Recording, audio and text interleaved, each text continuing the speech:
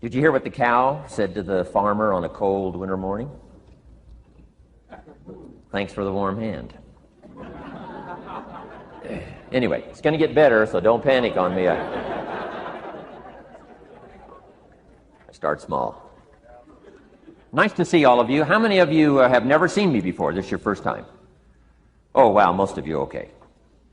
I keep thinking for sure I'm more famous than that, but, that is the truth. I'm delighted to be here. Been looking forward to it for a long time. And it's nice to be back. I was here not too long ago. It's nice to be invited back. It says something when you're invited back. Doesn't say everything, but it says something. Maybe it says, let's give him one more chance, right? See if he can get it right this time. But I'm delighted to have all of you here. We're going to spend the day together. I feel two major responsibilities, and I'm sure you can guess what those are.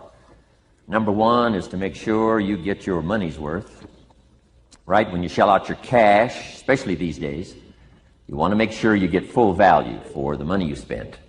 And I know the tab for the seminar was not that much. Pretty modest fee to get in. Most of you, your tips for the week, right? So it wasn't that much. But I want you to be able to say when you walk out of here today, it was worth my money. But my biggest responsibility is to make sure you get your time's worth. And the reason I say that is because time is more valuable than money. In fact, you might start your notes with that. Time is more valuable than money. You can get more money, but unfortunately you can't get more time. If somebody asks you to spend your money, that's pretty easy, right? We live in America. We're wealthy. So the money's not the problem.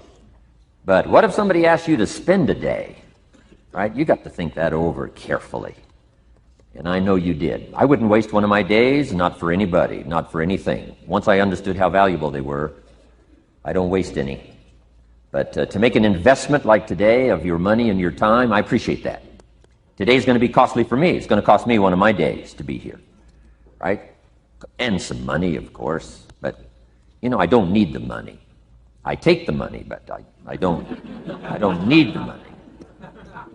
But guess what I do need? The time. So I'm here not to just joke with you. I'm here not to just tell some funny stories and give a performance and walk away. I'm here to give you some value, and I want to make it worth your time. I'm going to invest a day. You're going to invest a day. Let's get the most out of it and see what we can walk away with today. Anyway, for you that have not seen me before, just very briefly, let me just tell you my story. I grew up in Idaho, farm country, southwest corner of Idaho. In fact, my father still lives on the old homestead where I grew up. He'll be 89 his next birthday. He still hasn't retired. I'm proud of my dad. He's never been ill. He's really something. I'm trying to get him to retire this year, 88. I'm telling my father, what a good year to retire when you're 88.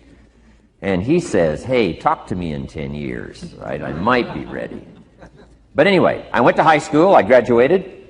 I went to college 1 year. Halfway through my second year of college, I decided I was smart enough, so I quit.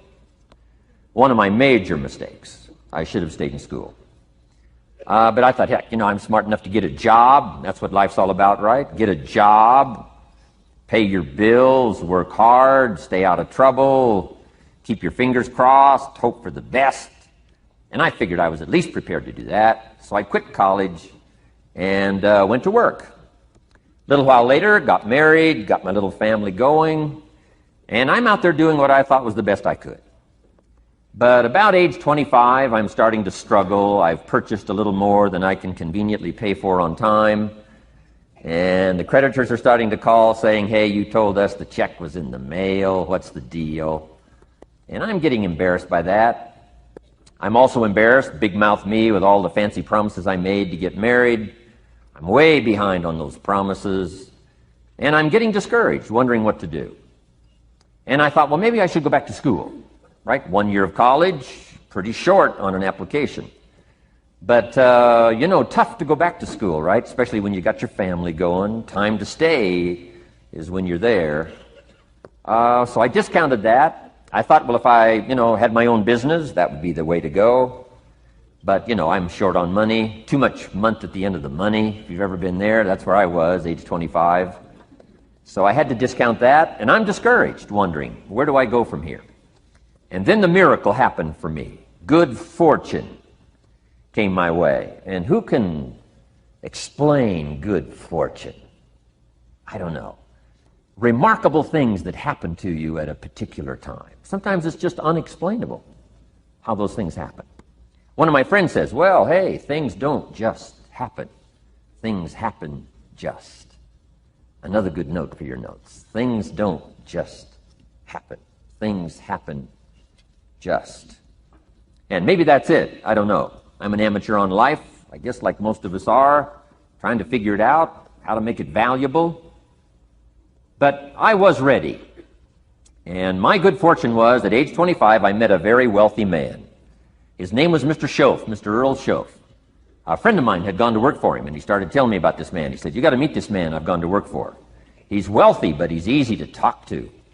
And he's got a unique philosophy of life. And the more he kept talking about this man, I thought, well, I've got to meet this man. So sure enough, shortly after that, I had a chance to meet this remarkable wealthy man, and I was impressed. He was wealthy. Sure enough, he was easy to talk to. I was so intrigued, within a few minutes, I said to myself, if I could be like him, farm boy from Idaho, if I could be like him, I'd give anything. And then I thought, if I could just get around somebody like him, and if he would teach me what to do, I would be willing to learn. I'm coachable. And that was my good fortune. A few months later, this wealthy man that I met, Mr. Schoaf, took a liking to me, hired me, gave me a job. I went to work for him. And I spent the next 5 years in his employ.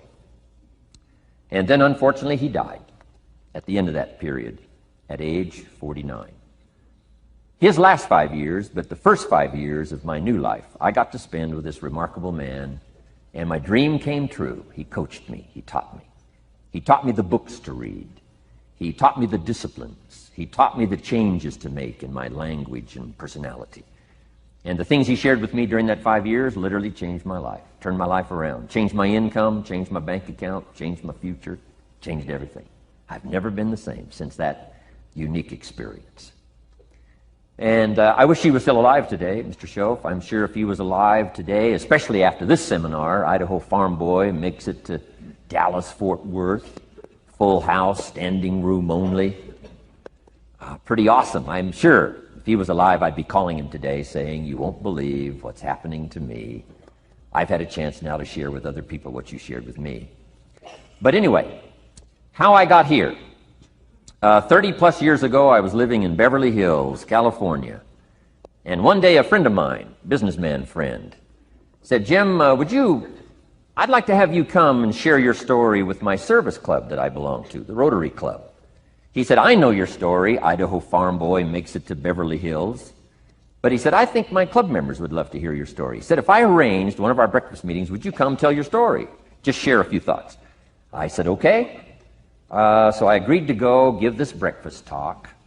And guess what? They liked it.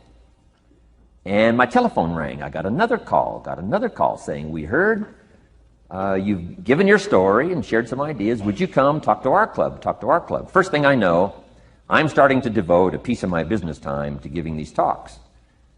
And then one day, a businessman who'd heard my talk, I think 2 or 3 times, approached me and said, would you come and share that story and some thoughts with my management and salespeople? I said, I got this little company going. And he said, if you'd come tell your story to my organization, he said, I'd be happy to pay you. And I thought, wow, wouldn't that be something? So I agreed to go do it, and I got paid. Little did I know, another fortune was waiting for me to translate my ideas into talks and speeches and seminars. Now I've written some books.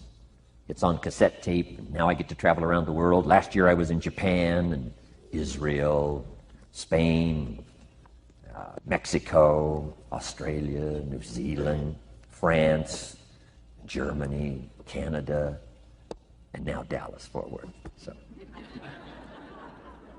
Idaho Farm Boy gets to travel around the world and share his story, and here I am today. Anyway, it's almost too much for me to comprehend. From where I started, raised in obscurity, in a little small farm community, and now to be here today is pretty awesome for me. So anyway, that's just a little bit about my story.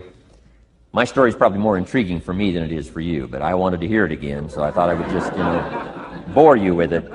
Anyway, I don't ask you to be impressed today. I'm the one that's impressed from where I came from to have a chance. But that's the American dream, right? Come true. Chance to start from scratch, start from obscurity, start with pennies, start with nothing, and have a chance to transform your life, change your life, set your goals, and see what you can accomplish. So anyway, that's how I got here. And I'm just delighted that this day has arrived, and I truly want to make it valuable for you. Let's go to work. Here's what I hope you'll find out of this seminar today for your notes. Here's what I hope you'll find. Number one, sincerity. Above all else today, I hope you'll find me sincere. Best place for people to start to communicate is sincerity on both sides. I'm sure you're sincere or you wouldn't be here today, right? To spend this kind of money, to spend this kind of time, roll up your sleeves today, go to work like I am, and get this message. You've got to be sincere. So I assume you're sincere. Now I want you to see me sincere. But I've got a good note for you to make. Sincerity is not a test of truth. Important note to make. Sincerity is not a test of truth. We must not make the mistake of saying, he must be right, he's so sincere. That would be a mistake. And here's why. It's possible to be sincerely wrong. So we don't mistake sincerity for truth, right? Sincerity is only a test of sincerity. Truth has to yet be tested by truth, okay? But hopefully you will find me sincere and truthful. Next, a combination of things I hope you'll find here today. Ideas plus inspiration. Ideas plus inspiration. Ideas, business ideas and social ideas and personal ideas. We all need ideas, right? How to have a good day ideas, how to have a good year ideas, how to have your best year ever ideas, good health ideas, personal relationship ideas, how to deal with your family ideas, sales management ideas, financial freedom for the future ideas. We all need good ideas. So today, I hope you gather up by notes and by what you can remember a lot of ideas. I want to share as many with you as I possibly can in the time constraints we have. Today is going to go very rapidly. I used to think a day like this was a long day. Found out it's a pretty short day. But I'm going to go as fast as I can, share with you as many ideas as I possibly can. And here's why. Ideas can be life-changing. Ideas can be life-changing. And sometimes all you need is just one more in a series of good ideas. It's like dialing the numbers into the lock, right? You got 5 or 6 numbers dialed into the lock. The lock still won't come open, but you don't need 5 or 6 more numbers. Maybe you just need one more. And maybe a seminar like this could do it. A sermon could do it. The lyrics from a song could do it. The dialogue from a movie could do it. Conversation with a friend might do it. That one last piece you need, number. Dial it into the lock, that's it. The lock comes open, there's the door for you to walk through. And maybe this seminar today could furnish that for you. One more idea. I know you've come with a lot already. Sometimes we get the impression, I used to have that I only had this much going for me and I needed this much. Usually not true. And I'm sure not true of this audience, where I find you today, as well dressed as you look today. As fine as you are sitting here today, it isn't that, you've got this much going for you and you need this much. I would assume you've got this much going for you and maybe all you need is just a few more thoughts, ideas, to furnish you some ways and means to turn your life into the dream you want it to be. So, ideas. The seminar is going to be loaded with ideas. I want you to take good notes. But here's what else I hope you'll find here today, and that is inspiration. And who knows the mystery of inspiration? Why some people are inspired and some are not? You were inspired to get here. Some were not. Who knows the mystery of that? I don't know. How come you made it? The rest of them didn't make it. We don't know what that mystery is. Some people turned it down. Some people said it costs too much. Some people said it's going to take too much time. Some people are too busy. Right? A lot of different excuses why some are inspired to take advantage of something that comes to town. Others pass it up. We don't know the mystery to that. Here's what I call it. Mysteries of the mind. And I just leave it at that. Some things I don't try to figure out. I take the simple approach now. Right? Some people do and some people don't. I mean, that's about as profound as my philosophy is. Some buy and some don't buy. Some go for it and some don't. Some change and some don't. And if you've been around for a while, you can usually work out the numbers, right? Out of 10, 3 do, 7 don't. Whatever business you're involved in, pretty soon you got this ratio going. The ones that do, the ones that don't. And you say, well, why don't the ones that don't, how come they don't? We don't know. I just leave it as a mystery. I used to try to understand all that. I just take the simple approach now. The guy says, this happens to me, this goes wrong for me, and all this stuff goes wrong for me. How come all this stuff happens to me? I say, I don't know, it beats me. The best I've been able to figure out is those kind of things always happen to people like you. I mean, right? That's the best I got. I don't know. I'm an amateur on this stuff. What do I know?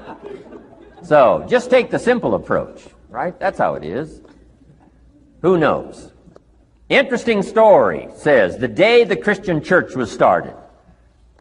Now, I'm an amateur on the Bible, but best account I can remember, the day the Christian church was started, a magnificent sermon was preached. Great presentation. And if you're a student at all of good communication, it was one of the classic presentations of all times. The sermon, the first day the Christian church was started. And it said this sermon, this presentation was given to a multitude, meaning a lot of people. But it was interesting, as the account gives us, the record, it says, when the sermon was finished, there was a variety of reaction to the same sermon. Isn't that fascinating? I find it fascinating. It said some that heard this presentation were perplexed. And I read the presentation, sounded pretty straightforward to me. Said, why would somebody be perplexed with a good, sincere, straightforward presentation? Best answer I've got. They are the perplexed. I mean, what other explanation is there? It doesn't matter who's preaching. Right? It said some that heard this presentation mocked and laughed, made fun of the presentation. I thought, hey, this looks pretty sincere to me. If you give a sincere, honest presentation, why would somebody mock and laugh? Easy explanation. They are the mockers and the laughers. What else would you expect them to do? Right? I used to try to straighten all that out. Say, well, they shouldn't do that. I don't do that anymore. I've got peace of mind now. I can sleep like a baby, not try to straighten all this stuff out. I used to be so naive. I used to say, well, liars shouldn't lie. See, how naive can you be? Of course they're supposed to lie. That's why we call them liars. They lie. So I don't straighten this stuff out anymore. Anyway, it said some that heard this magnificent presentation didn't know what was going on. And they're usually easy to spot. They're usually saying, what's going on, right? I mean, they don't know what's going on. But interesting, right? A variety of reaction to the same sincere, honest presentation. Now, it also says, in wrapping it up, some that heard the presentation believed. And I think that's who the speaker was looking for, the believers. Interesting. Now, it said the number of believers was about 3,000. So, a pretty good first day. 3,000. I've had some first days, but I never had 3,000.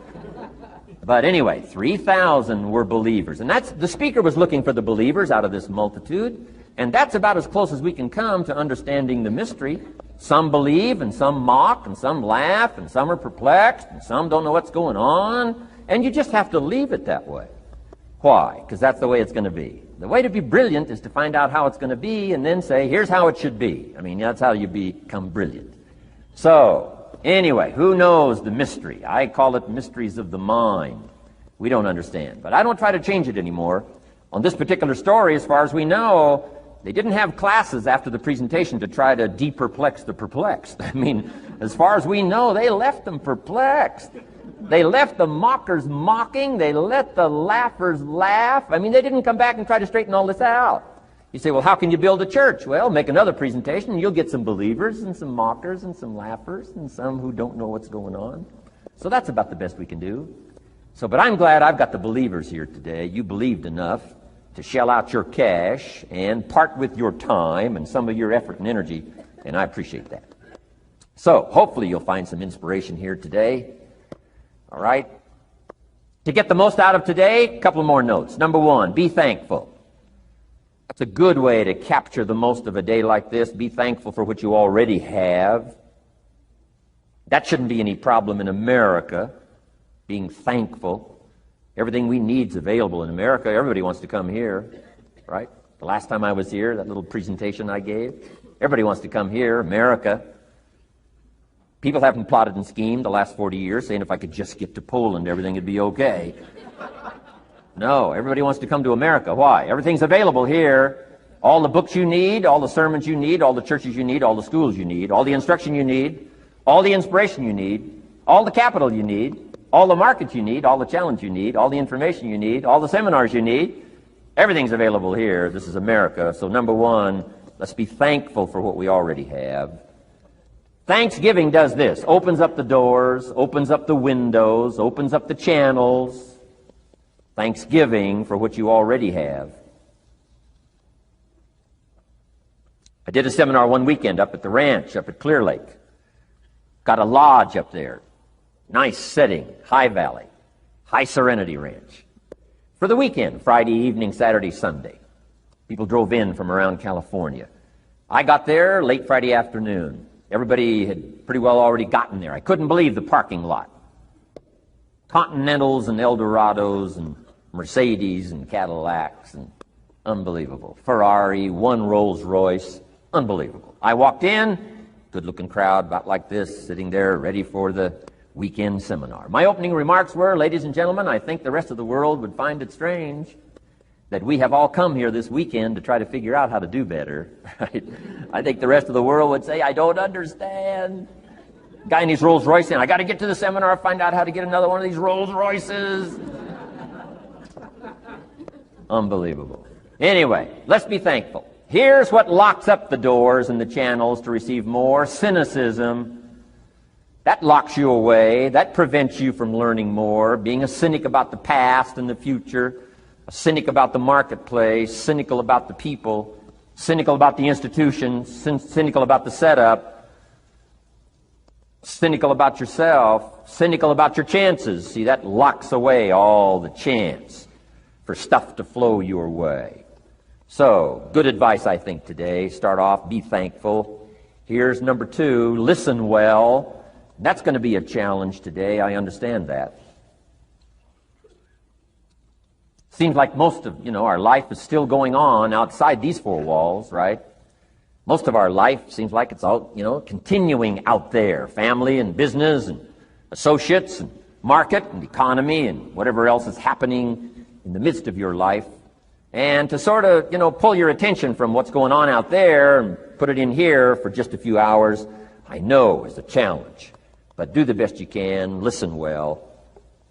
And here's the last one, take good notes. Be a good student today. Take some good notes. I've not come to entertain you.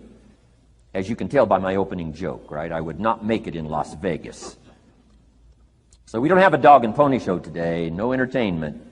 But I do have some ideas. Take some good notes. Somebody showed me the other day notes that they took about 21 years ago, attending one of my seminars out in Los Angeles. He said, I still use these notes I took 21 years ago to help me in my business, relationship with my family.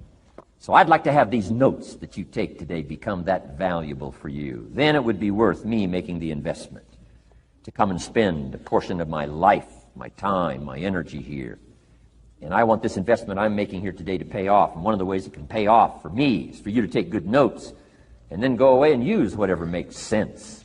Because what I feast on coming back around is the stories out of this audience today. Sure enough, 6 weeks from now, 6 months from now, 6 years from now, somebody's going to, by phone, by letter, by personal contact, walk up to me and say, the things you shared that day got me thinking. And I started making some changes, and let me tell you what's happened to my business, let me tell you what's happened to my sales career, let me tell you what's happened to my relationship with my family. See, that'll make it worth it for me. Not the money, the return. Something you can't buy with money.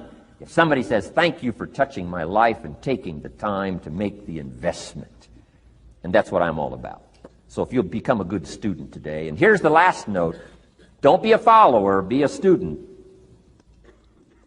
You'll be happy to know today we haven't come seeking disciples.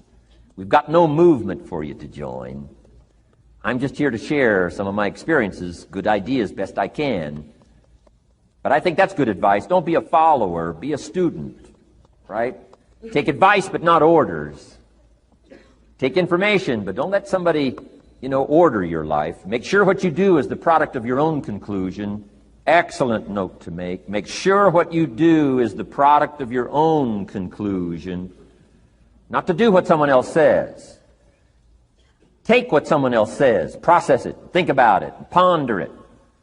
If it makes you wonder, if it makes you think, then it's valuable. Then when you go take action, make sure that the action is not what somebody told you to do. Make sure the action is the product of your own conclusion.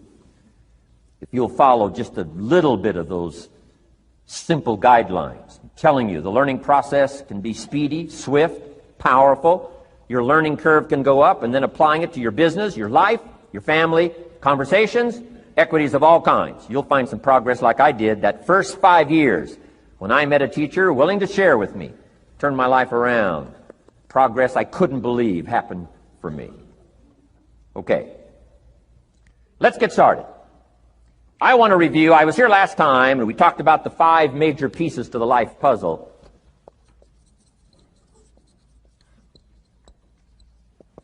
And I just want to review those because it lays such a good foundation for all the rest that I want to share with you today. We got a lot of subjects to cover, so we're going to go rather swiftly, okay? Put on your mental track shoes here and run with me today, because I'm going to deal mostly in concepts. Expect you to, fill in a lot of the details, because I've got a lot to share. I want to get through it all. But let's lay this foundation again of the 5 major pieces. Happens to be the title of my latest book. But I think it is so valuable in laying a foundation. It's some of the things I learned between ages 25 and 30. The teacher who taught me so well. He dealt in these fundamentals, we call these fundamentals. We call these basics. Basics for sports, fundamentals for sports, fundamentals for your business, fundamentals for the way you deal with your family, a few simple things. Few basic things that if you practice every day can make all the difference in the world, how it works out. I boiled it down to 5 major pieces to the life puzzle. Let's just review those. Number 1 is philosophy. Philosophy, as I taught the last time I was here, philosophy, in my personal opinion, is the major determining factor in how your life works out. Philosophy, the major determining factor in how your life works out. Philosophy. To form our philosophy, you got to think. You got to use your mind. You got to process ideas. And this whole process over a lifetime, starting way back here when we were children, schools that we've attended, our parents, our experiences, all this stuff that we've processed by the thinking process helps to develop our philosophy. And in my opinion, each person's personal philosophy is the major factor in how your life works out. Here's what I called it in that last presentation when I was here. It's called the set of the sail. Each person's personal philosophy is like the set of the sail. Now, I used to think it was circumstances that ordered my life. If someone would have asked me at age 25, Mr. Rohn, how come you're not doing well? Pennies in your pocket, creditors calling, nothing in the bank, behind on your promises to your family, you live in America, 25 years old, got a beautiful family, every reason to do well, and things are not going that well for you. What is wrong here? It would not have occurred to me to blame my philosophy. I mean, it would not have occurred to me. Saying, well, I got this lousy philosophy, and that's how come I got pennies in my pocket and nothing in the bank, and things aren't working well. That would not have occurred to me. I found it much easier to blame the government. Much easier to blame the tax problem. I used to say taxes are too high. Top tax rate when I first started paying taxes, 91%. Back then, when your income reached a certain level, all your income over that, 91%. So I used to say that's too high. Now, the top tax rate's about 33%. But people are still saying what? Taxes are too. See, but you can't use that anymore. If it's gone from 91 to 33, how could it be too high? Come on. I threw all that old excuse stuff away. Some people found it, though, and they're using it these days. My old list.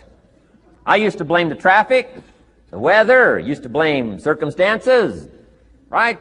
People say I'm too tall, I'm too short, I'm too old, I was raised in obscurity, raised on a farm, parents of modest means, all the stuff.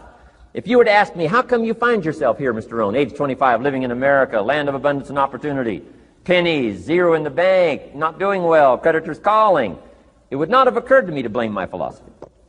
I found it easier to blame the company policy. I used to say, if this is all they pay, how do they expect you to do well? So I figured that, my future was going to be tied to what everybody else was arranging, the economy and, right, interest rates. I used to say things cost too much. That was my whole explanation, not my philosophy, until my teacher taught me better that this is where the problem was, my own personal philosophy. Here's what's exciting about each person's personal philosophy. That's what makes us different than dogs and animals and birds and cats and spiders and alligators. That's what makes us different than all of the life forms. The ability to think, the ability to use your mind, the ability to process ideas, and not just operate by instinct. In the winter, I'm telling you, the goose can only fly south. What if south doesn't look too good? Tough luck. It can only fly south. But see, human beings are not like a goose, can only fly south. I mean, you can turn around, go north, you can go east, you can go west, you can order the entire process of your own life. And we do that by the way we think. We do that by exercising our mind. We do that by processing ideas and come up with a better philosophy, a better strategy for our life, goals for the future, okay? Plans to achieve those goals. All this comes from developing our philosophy. Philosophy helps us to process what's available. Well, when we get here, we got seed, and we got soil, and we got some rain, and we've got some what? Sunshine, and we've got some seasons, and what? The miracle of life. Now, the key is, what do you do with all this stuff? How do you turn all this stuff that's available here into equity and promise and lifestyle and dreams and future possibilities? All of this that's possible now with human beings, how do you take all this stuff and turn it into this equities and values? Well, it starts with philosophy. What is the seed? What is the soil? What is the sunshine? What is the rain? Is it possible to take some of each of all the stuff that's available and turn it into food and turn it into value and turn it into nourishment and turn it into something spectacular and unique that no other life form can do? And the answer is yes. But you cannot deal with all this stuff and what to do with it unless you start refining your philosophy. Think, use your mind, come up with ideas, and strengthen your philosophy. So the seed and the soil and the rain and the sunshine, this is called, the economy and the banks and the money and the schools and everything that's available out there, processing information, what to do with all that, and turn it into equity and value. That is the major challenge of life, my personal opinion. So each person's personal philosophy now is going to determine what you're going to do with seed and soil and sunshine and rain and miracle, the change of seasons. That's it. My personal opinion. Each person's personal philosophy is like the set of the sail. That's what this seminar is for today. Help you to trim a better sail. You don't need a better economy. You don't need better seed and soil. In fact, when it comes to seed and soil and rain and sunshine and seasons and the miracle of life, that's all you got. Now, what if you blame this stuff? Then you're blaming all you got. If you blame the economy, and you blame the schools, and you blame the teachers, and you blame the sermons and the preachers, and you blame, the marketplace, and you blame the company and company policy, what else is there? When some people get through with their blame list, there isn't nothing else. That's all there is. And if you blame the only thing you've got to work with, I'm telling you, it's called mistake colossal.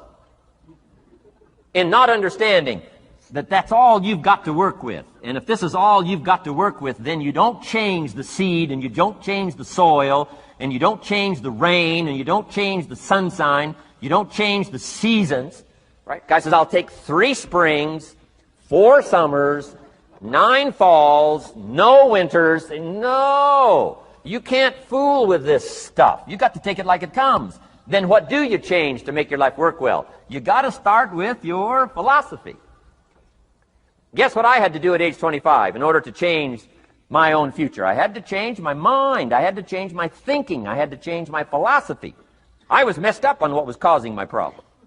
And once I got that straightened out, that all the stuff I blamed, the government and taxes and the marketplace and the economy and things cost too much, negative relatives, cynical neighbors, once I got rid of that and started going for where the real problem was, which was me, I'm telling you, my life exploded into change.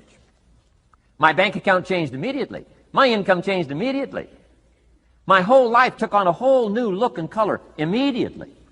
And the early results I got from making these philosophical changes tasted so good, I've never stopped the process from that day until this. And I'm telling you, with a little consideration of the refinement of your sail, by setting a better sail, refining your philosophy, your whole life can start to change from today on. You don't have to wait till tomorrow. You don't have to wait till next month. You don't have to wait till spring. You don't have to wait till 93. You can start this whole process immediately. I recommend it. Now, some people do so little thinking, they don't even have their sail up. I mean, you can imagine where they're going to wind up at the end of this week, at the end of this month, at the end of this year. Now's the chance to change, process all this information. So number one is philosophy. Okay. And we dealt with all that, where we get ideas from personal experience, from other people's experiences. I don't want to get into all those details because we covered that the last time I was here. But philosophy, that's number one, my personal opinion. Each person's personal philosophy. Here's the definition of success and failure. Just make this note. Here's failure. A few errors in judgment. Repeated every day. Now you can automatically assume, Mr. Rohn, I say, I can understand that. A few errors in judgment repeated every day. For 6 years?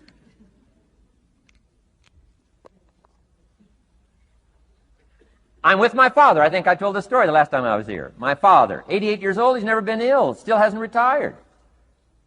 Not long ago, midnight, we're getting ready to go to bed. We've drilled a new well, got some extra water, got some more acres going. He's all excited. At midnight, we're getting ready to go to bed. My father's eating what he calls his midnight snack. A little bite to eat before you go to bed. Don't have to go to bed hungry. And I'm watching him eat this midnight snack. Guess what he had? An apple, a few graham crackers, and a glass of grapefruit juice. I said, no wonder my father's so healthy. My mom taught us all those good health practices. Taught me when I'm growing up, right? I'm an only child. I've never been ill. Passed the big 5-0 some time ago. My 2 daughters, 32, 33, never been ill. My grandkids, never been ill. I'm telling you, the legacy lingers on. As I watched my father have this midnight snack, suddenly occurred to me. I know that's part of it. An apple, what? A day. That's gotten to Dallas-Fort Worth, right? An apple. An apple a day keeps the doctor away. Good question for this intelligent audience. What if that's true? You say, well, Mr. Rohn, if that's true, that would be easy to do. Then what's the problem? It's easy not to do. It's easy not to adopt it as your own personal philosophy. Or the guy messed up the saying. Guy says a Hershey bar a day. Say, no.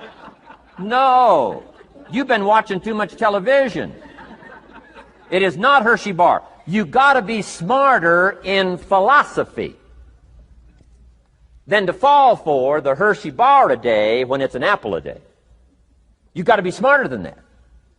And if you make that kind of an error in judgment every day for 6 years, I'm telling you, it'll accumulate into disaster.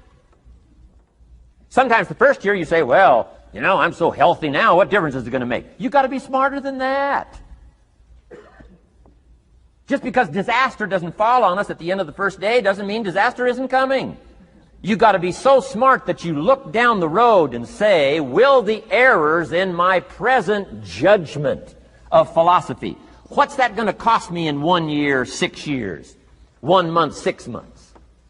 I'm telling you, the money cost and the health cost and the success cost is too gigantic if you'll look down the road a little ways and say, are there errors in my current judgment like an apple versus a Hershey bar? Is that just a good illustration of some of the rest of my errors in judgment? If it is, that's where I found myself at age 25. I started working when I was 19.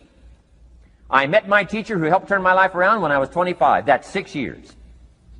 At the end of the first 6 years of my economic life, I've got pennies in my pocket. I've got nothing in the bank. The creditors are calling saying, hey, you told us the check was in the mail. I'm embarrassed. I'm behind on my promises. I live in America. I'm 25-year-old American male. I got a nice family, every reason to do well. And I'm messed up.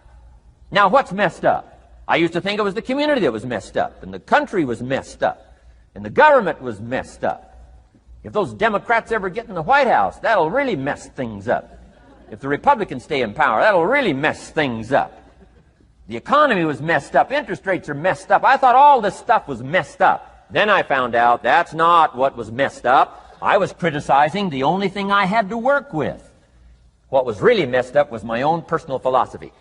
My own errors in judgment in my own personal philosophy brought me in 6 years to pennies in my pocket, nothing in the bank, and trying to explain why I wasn't doing well, living in America, 25-year-old American male, got a family, every reason to do well. Now, once I understood this, here's the formula for failure: errors in judgment, being lax about developing your own personal philosophy. I'm telling you, it's called accumulated disaster. It doesn't matter whether it's your health or your bank account.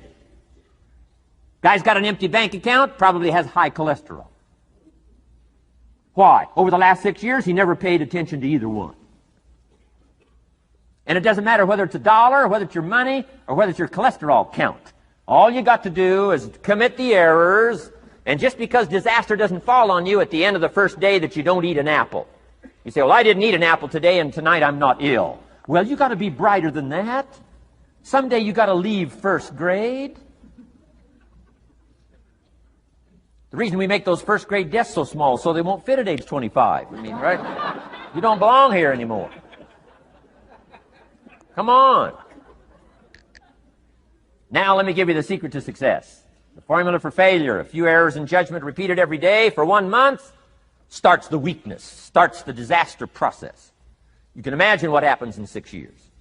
Now here's the formula for success: a few simple disciplines practiced every day. And you've started a whole new process called a whole new life. A few simple disciplines practiced every day. And if you decide today to go for the apple instead of the Hershey bar, I'm telling you, you have begun the process of turning your life around. And if you keep up that process, not only with your health habits, but with your money habits and with your communication habits, with your sales habits and management habits and every other habit that you've got, if you'll start that process, eliminate the errors and replace it with disciplines practiced, I'm telling you, you can start this process of life change immediately. After today, you don't ever have to be the same again. Only by choice. You don't have to walk out of here the same as you walked in today. Only by choice. You can start a whole new process. And you say, well, Mr. Rohn, is it that simple? Yes, it's that simple. Where else would you start but with an apple? You don't have to start with something staggering. What if you should be walking around the block for your good health and you don't?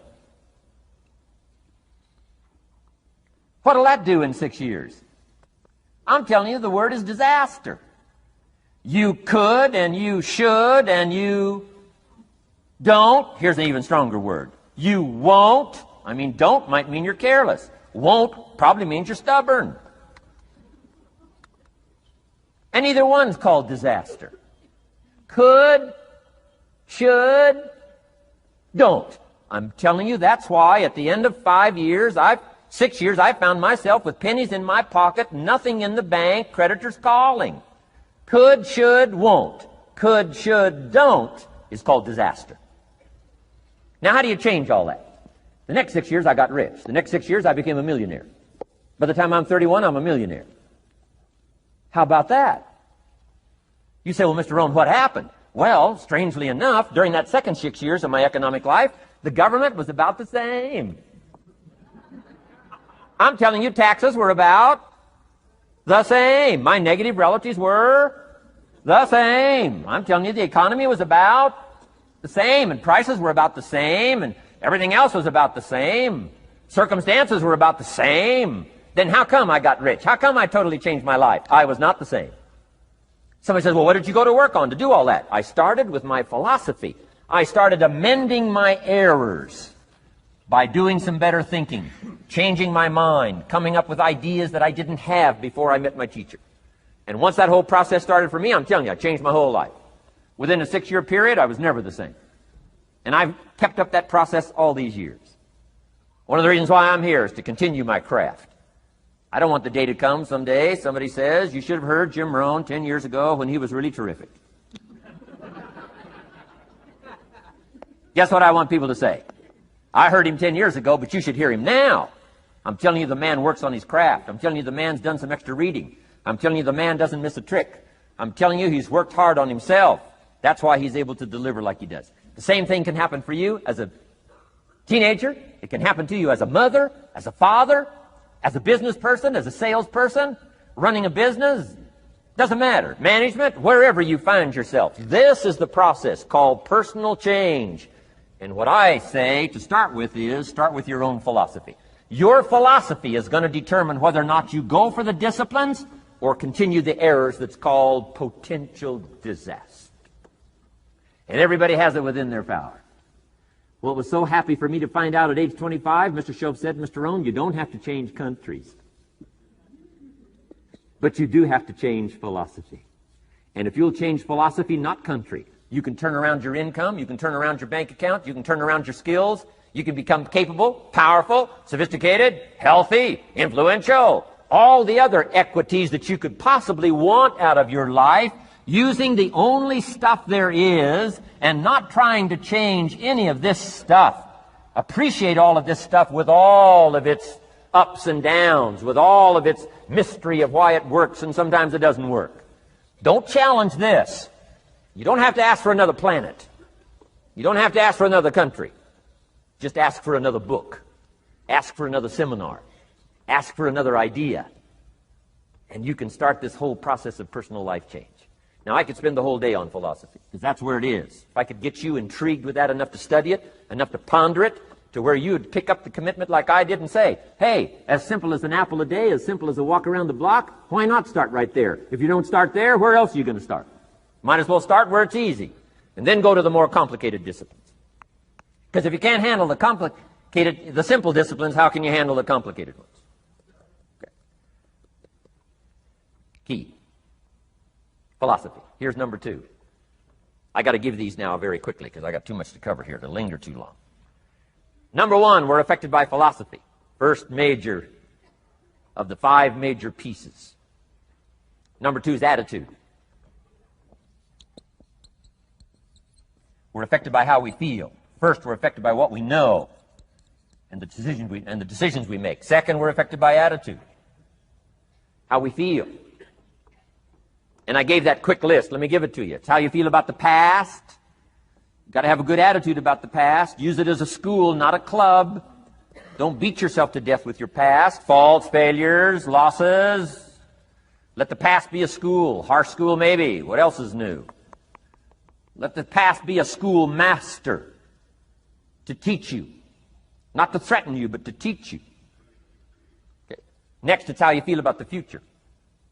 Set your goals. We'll talk a little bit about that before we finish today. Goal setting.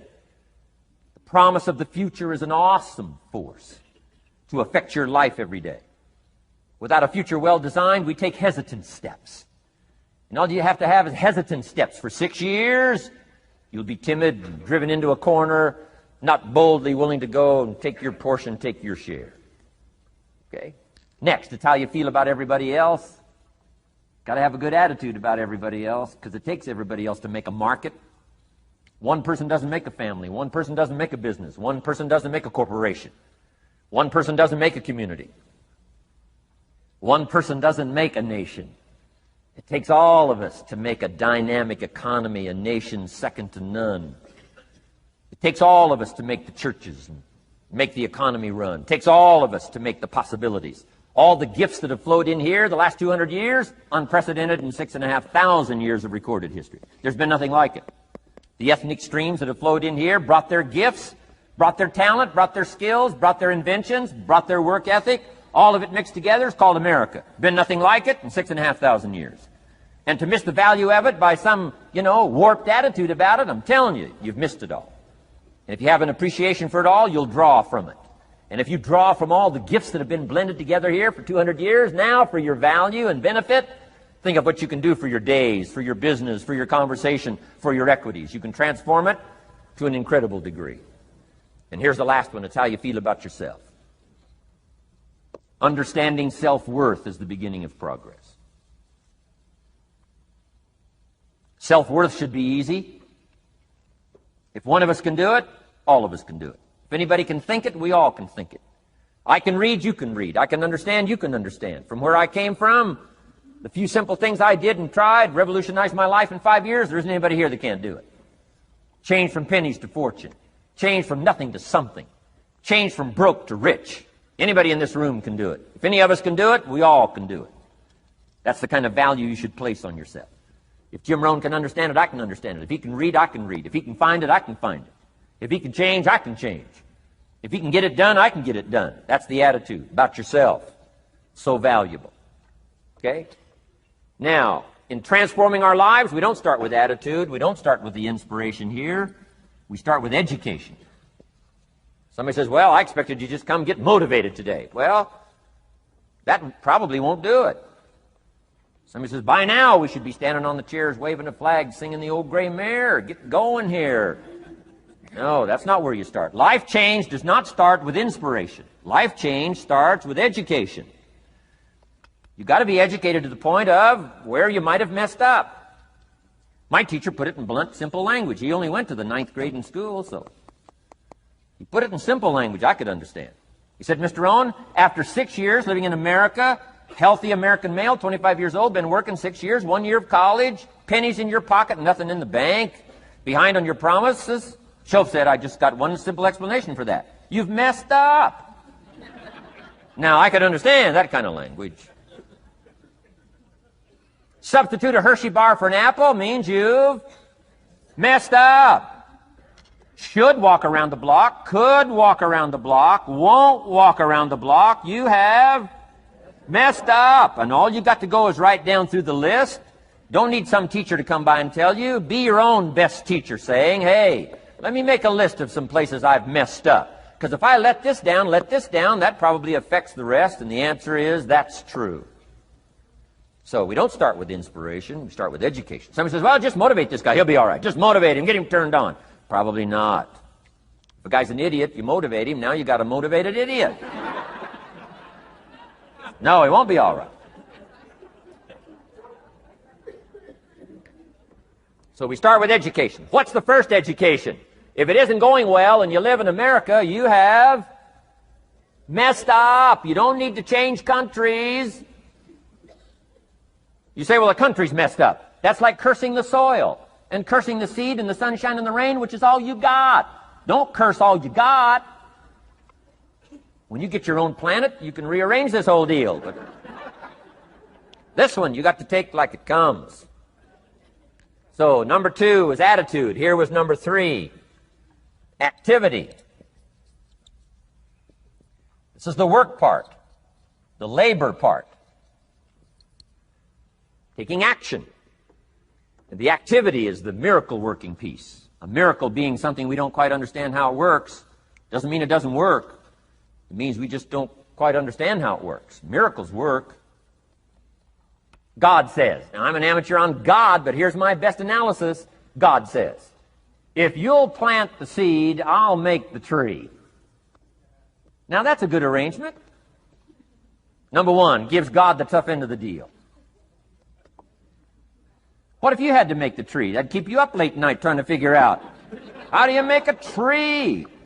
Say, no. I'm telling you, the mystery and the miracle of this stuff has already been set up. God says, I got the miracle going, I got the seasons going, I got some sunshine and some rain, and I'm God. But the way I've arranged that, I just need somebody to plant the seed, not chant. In California, they're trying to chant to get this stuff done. Forget this California stuff. You don't have to rub a crystal and sleep under a pyramid. This stuff's too easy. Getting rich is too easy. Changing your life is too easy. Forget all that. Right? Massive bombard, affirmation, forget all that. My opinion. Ocean waves and seagulls? Come on, this stuff's too simple. Just simple, easy stuff. But if you neglect it, that's how it piles up year after year. But if you're willing to straighten it out, and here's one of the keys. It's called activity. It's called disciplines. Turning wisdom from your philosophy and inspiration, the strengthening of attitude and faith and courage, commitment, and all this stuff that comes from attitude. If you're willing to take these two qualities, philosophy and attitude, and invest it into activity, you can have a miracle. Anything short of that, no miracle. Wisdom doesn't perform a miracle. Attitude doesn't perform a miracle. The only thing that performs a miracle of increase called equity is called putting wisdom and attitude into discipline, into labor. And this labor now can perform a miracle. And here's the two parts to the labor. One, do what you can. Number two, do the best you can. Can't give you better advice than that. Number one, do what you can. You just got to go home and make a list after today.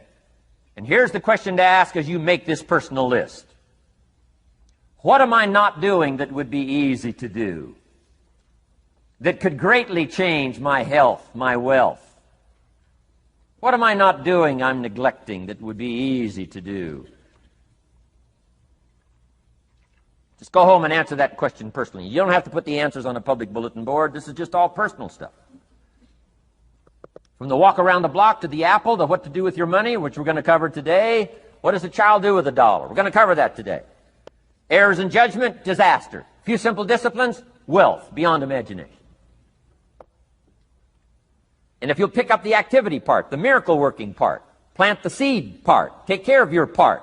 The soil will take care of its part, and the seed will take care of its part. The seasons will take care of their part. The miracle will take care of its part. If you'll take care of your part, called putting it into activity, action.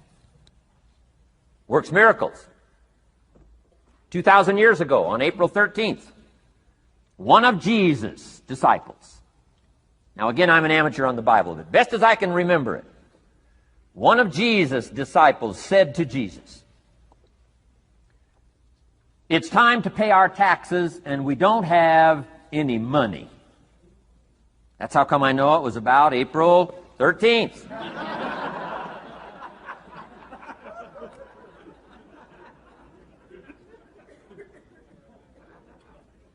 To this statement by his disciple, Jesus said, best as I can read the record, Jesus said, "No problem."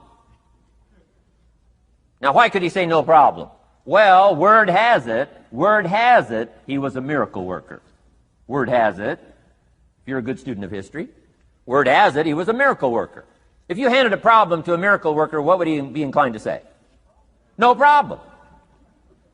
You got to hang out with folks like that. I belong to a small group like that. We do business around the world. You hand these guys a problem, they say no problem. What? How many books would they read to solve it? Many as it takes. How early would they get up? Early as it takes. How much information would they get? Much as they needed. So it's what? No problem. You got to hang out with folks like that. Jesus said this will be no problem, the tax thing. He said to his disciple, it's simple. Go fishing. Wow.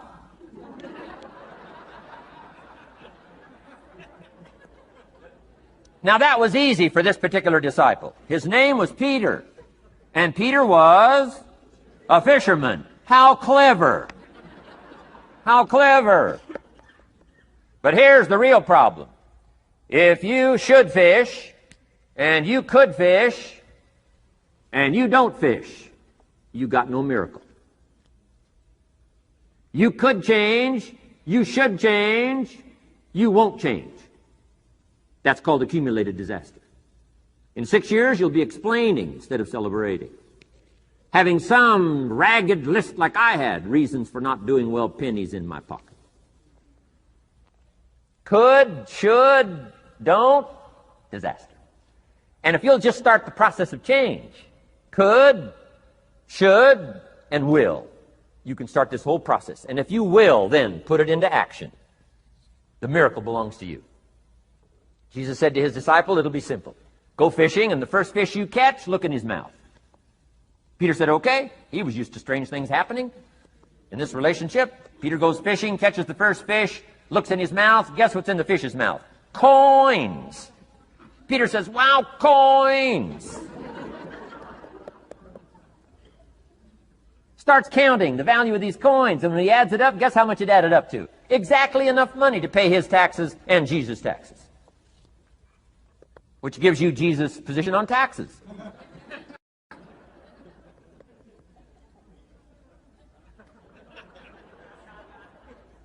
Okay.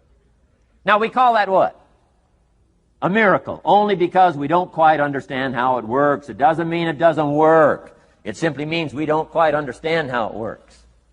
But here's how you get a miracle going for your life. Number one, do what you can. Get a list of the stuff you could do and you haven't done, postpone, and start cleaning that up. You can't start at a better place for personal change. That'll affect your bank account, affect your future, affect your income, affect everything. You can't start a better life change process than cleaning up what you should be doing. The man says, well, my mother lives down in Florida. Should have written her 6 months ago. I just can't seem to get that letter written. I'm asking you to get that letter written, clean that up, and don't walk like other people walk. Don't postpone like other people postpone. You say, well, is it as simple as writing a letter? And the answer is yes. Where else would you start for life change, personal change? You don't need a pink package to fall out of the sky. You don't need massive bombard, pre-conscious, subconscious. Practice channeling, find a 2,000-year-old guru. I mean, you don't need any of that stuff. Pass on all that. Kids are afraid of that stuff.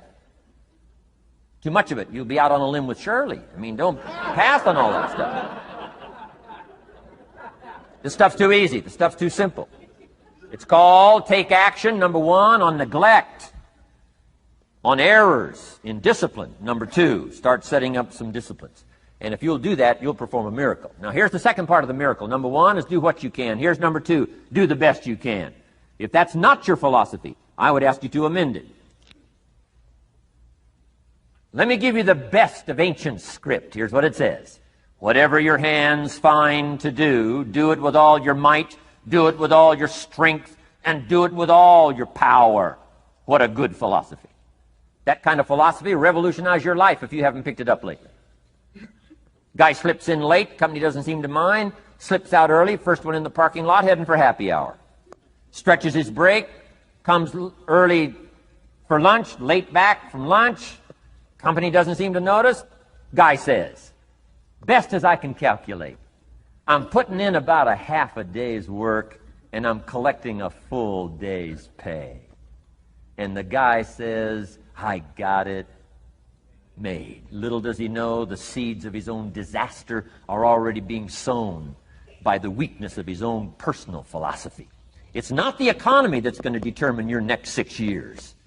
It's your philosophy about labor and about activity and about miracle and soil and seed and sunshine and rain and the economy and the banks and the money and the companies and the schools and what's going on. It's your philosophy and your attitude. And then your ability to take action.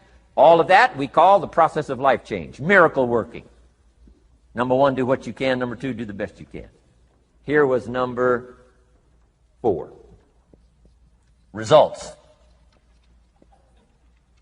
Results. Every once in a while, you got to take a measure, see how you're doing with these 3 pieces, philosophy, attitude, activity.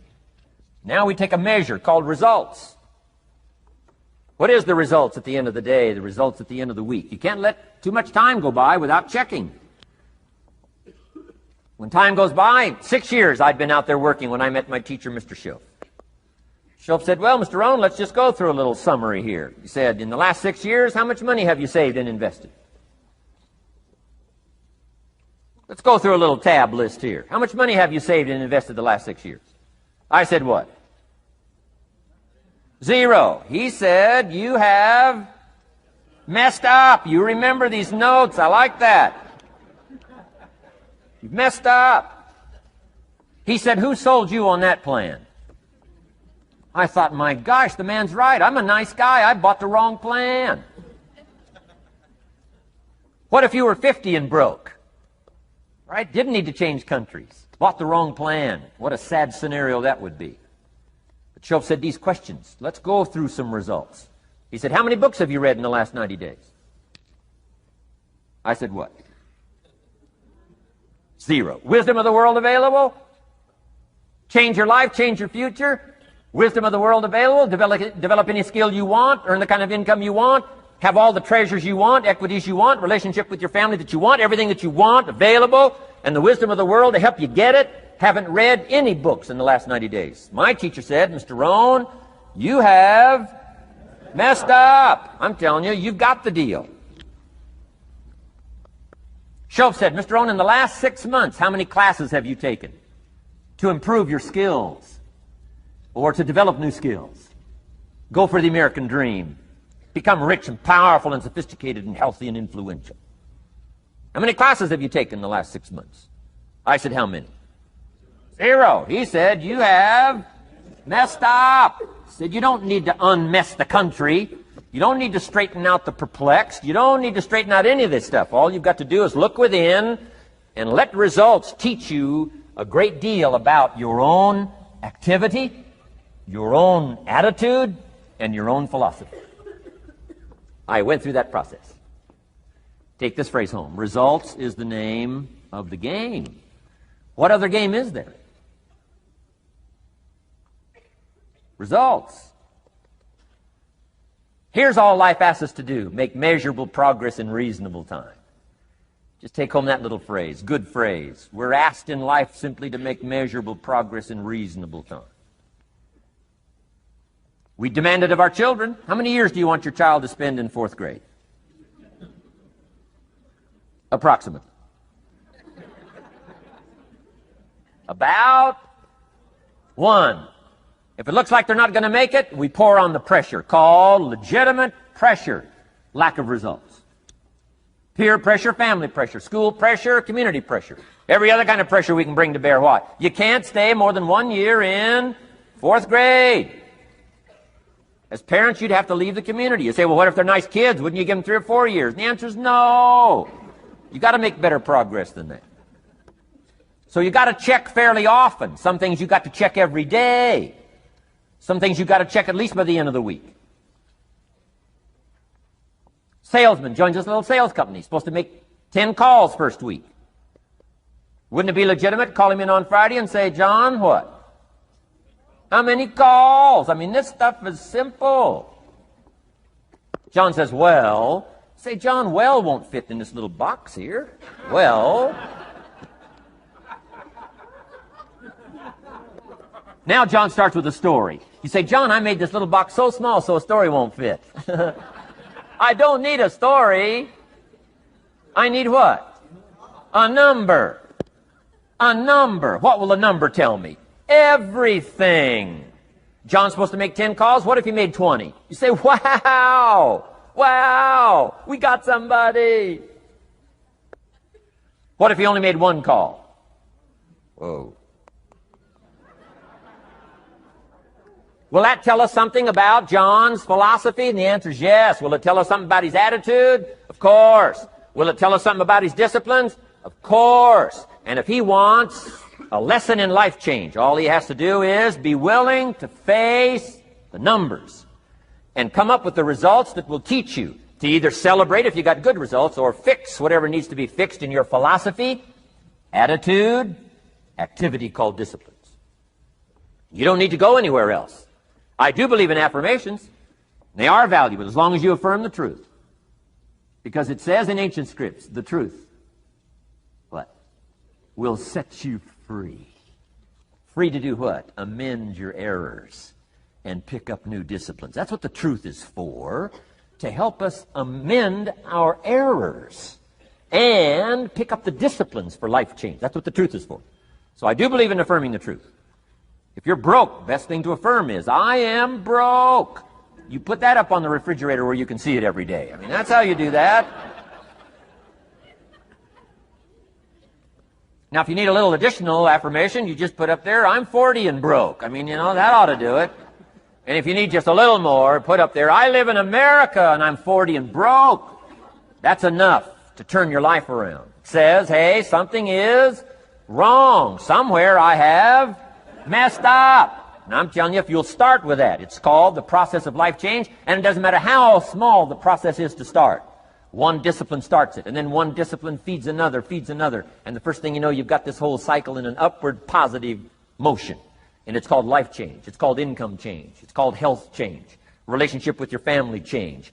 Equities unprecedented that you can have in numbers that will stagger the imagination if you do not curse what's available and start amending what's possible to get the results that you want. I don't think I can put it in any better language. That's it. Kids can do it. Teenagers can do it. Parents can do it. Managers can do it. Right? Government officials can do it. Anybody can do it. Anybody can do this stuff called personal change. Wow. Results is the name of the game. Success is a numbers game. Good note to make. Success is a numbers game.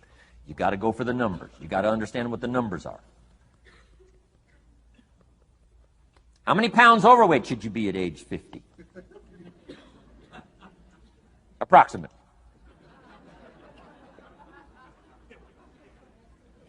John says, I got big bones. We'll give you 10 pounds. 10 pounds for big bones. Otherwise, come on, John. 20 pounds, 25 pounds. Shouldn't we turn on the caution light at work and at home? Blinking caution light. Somebody says, what's that caution light? So John's up about 20, 25 pounds. We got the blinking light going at home, got it going here at work. To remind him what? Wrong numbers. Okay? 35, 40 pounds, red light, blinking at home. Somebody says, what's that blinking red light? Say, John's up about 40 pounds.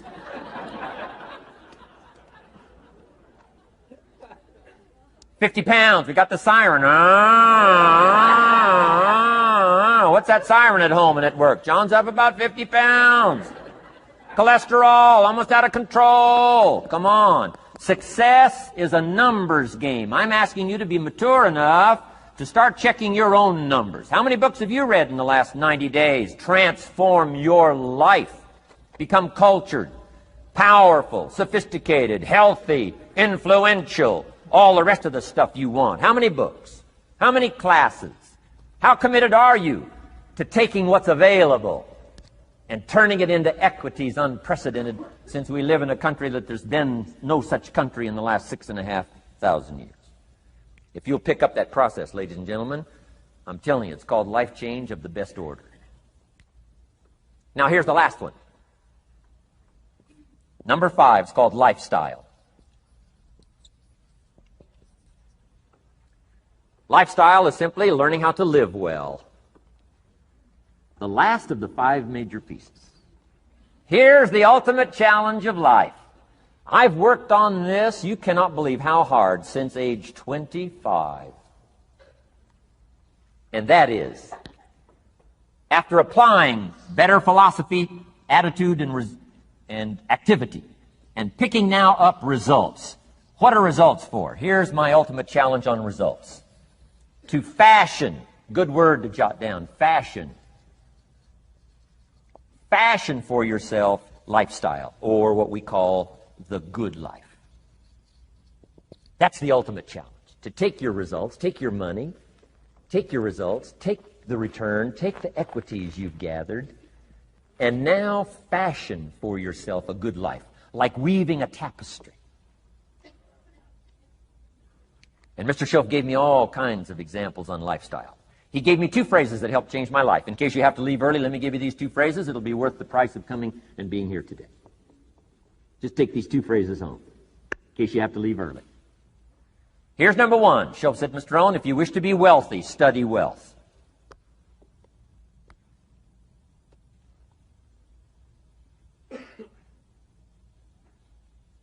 When he said that, I said, my gosh, I don't know anybody that studies wealth. Where am I going to learn it? He said, never mind, Mr. Rohn, now that you've met me, if you'll be with me for a while, he said, and if you'll commit yourself, he said, I will teach you. And he taught me. He taught me the books. He taught me the stuff. Changed my life. By the time I was 31, I was a millionaire. The man taught me well. If you wish to be wealthy, study wealth. If you were to show me your present economic plan, in a personal conversation between you and me, you say, Mr. Rohn, let me disclose for you my current economic financial plan for the future. Would I get so excited I'd say, hey, I'm going to go across the country and lecture on your plan?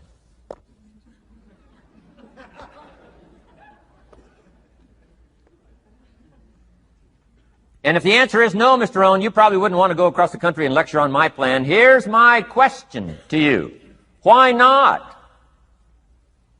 Why wouldn't you have a superior, powerful financial plan that's taking you to the places you want to go?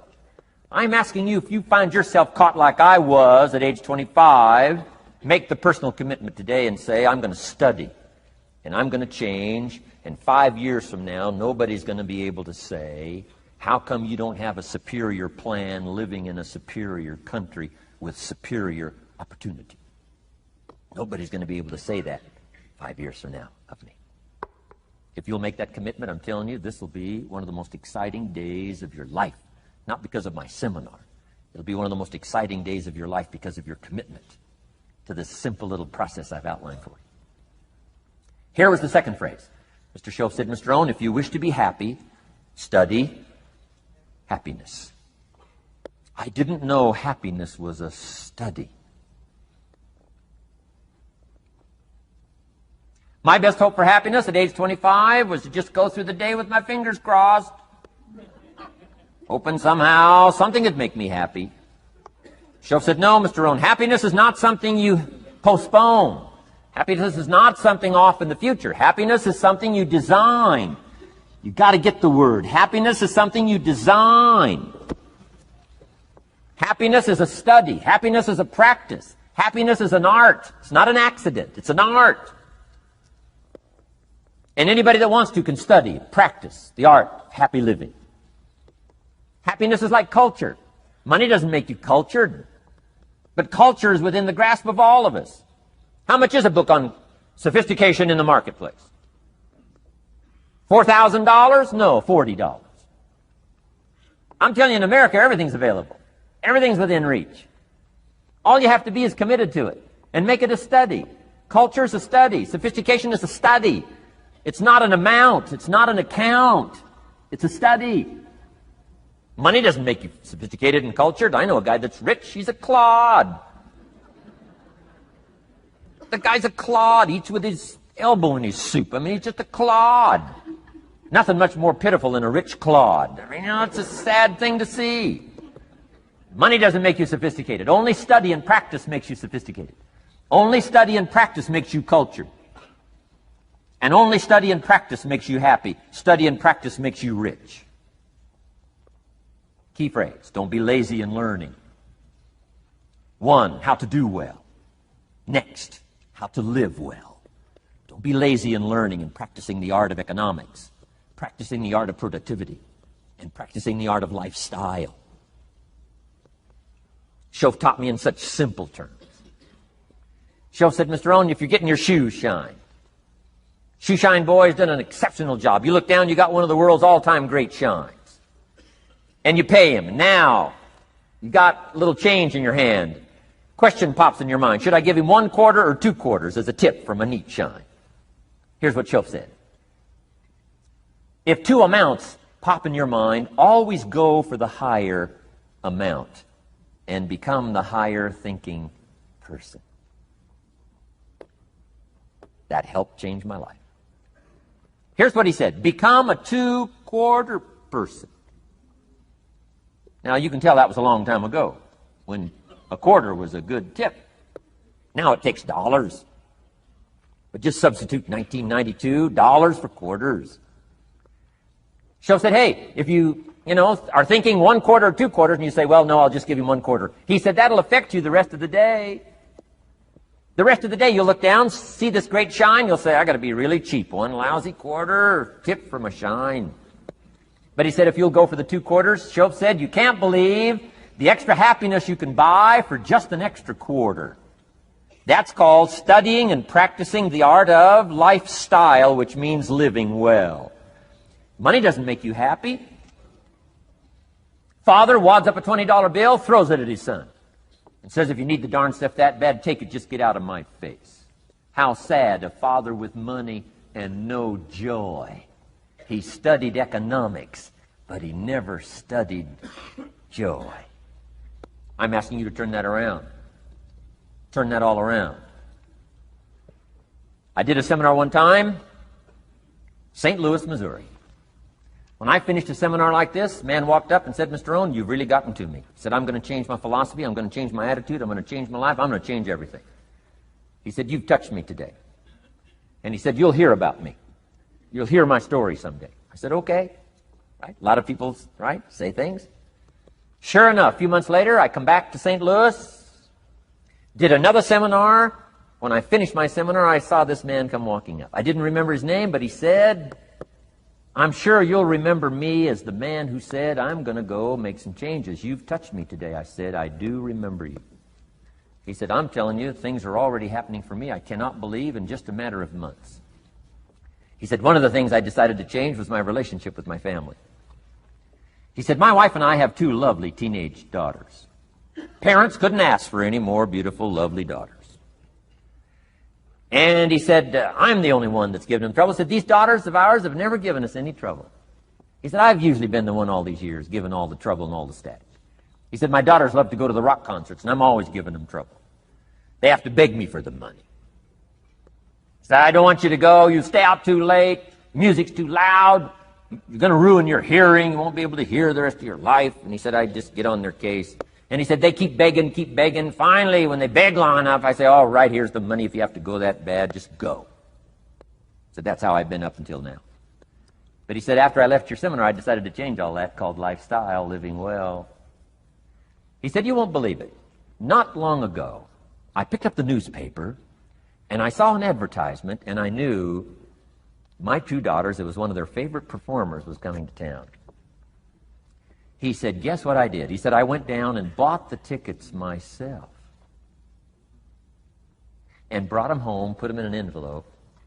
And when I saw my daughters later that day, he said, I handed them this envelope, and I said to my 2 lovely daughters, you may not believe it, but inside this envelope are 2 tickets for the upcoming concert. They could not believe. And he also added, you'll be happy to know begging days are over. Now they cannot. He said, now don't open the envelope till you get to the concert. They said, okay. So they go to the concert, come concert time, open up the envelope, hand the tickets to the usher. He says, follow me. And he starts down front. The girls say, hey, hold it, hold it. Something must be wrong. He takes another look, says, no, nothing's wrong, follow me. 10th row, center. Now they cannot leave. 10th row, center. The only tickets they were able ever to beg for was, right, 3rd balcony, can't see. He said, I stayed up a little late that night. Sure enough, a little after midnight, my 2 daughters come bursting through the front door. One of them lands in my lap. The other one's got her arms around my neck. They're both saying, you got to be one of the all-time world's great fathers. He said, Mr. Rohn, you're right. I can't believe. Same money, different father. He said, I've started making the changes, and I decided to start with my teenagers, my girls. He said, what a difference it's making in my life. And I'm telling you, you can do that with your lifestyle. You can do it with your sales career. You can do it with your management career. You can do it with any part of your life. If you're looking for equities, unmatched. Do not curse the only thing you have. Don't complain about the only thing you have, which is seed and soil, sunshine, rain, miracle, and seasons. But start changing and processing and evaluating things like we're covering today, and this process of change will take off for you. You will not believe what can happen in such a short period.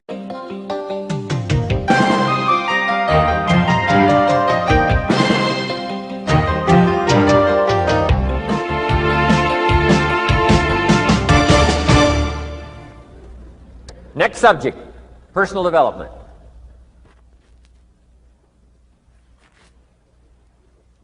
Some of the things Mr. Shoaff taught me starting at age 25, some things came quickly, some things came easily. Setting goals, that was easy. We're going to talk about that later on. But this one I had to struggle with, personal development.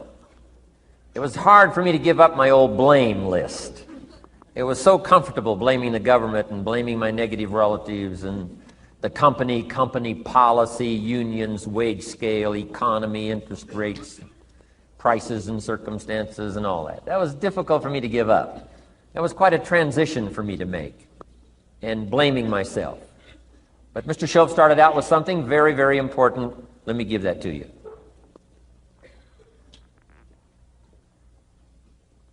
He said, it's not what happens that determines the major part of your future. It's not what happens. What happens to us all. He said the key is what you do about it. It's not what happens, it's what you do about it. And he said if you will start that process of change, do something different the next 90 days than you did the last 90 days, like picking up the books to read. Do something different like the new health disciplines, relationship with your family, whatever it is, doesn't matter how small it is. If you'll start doing different things with the same circumstances, since we cannot change the circumstances, but we can change ourselves. We can change what we do. And then he gave me another secret to success when he said, what you have at the moment, Mr. Rohn, you've attracted by the person you've become. What you have at the moment, you've attracted by the person you've become. Few little simple principles here. Once you understand these, it starts to explain so much.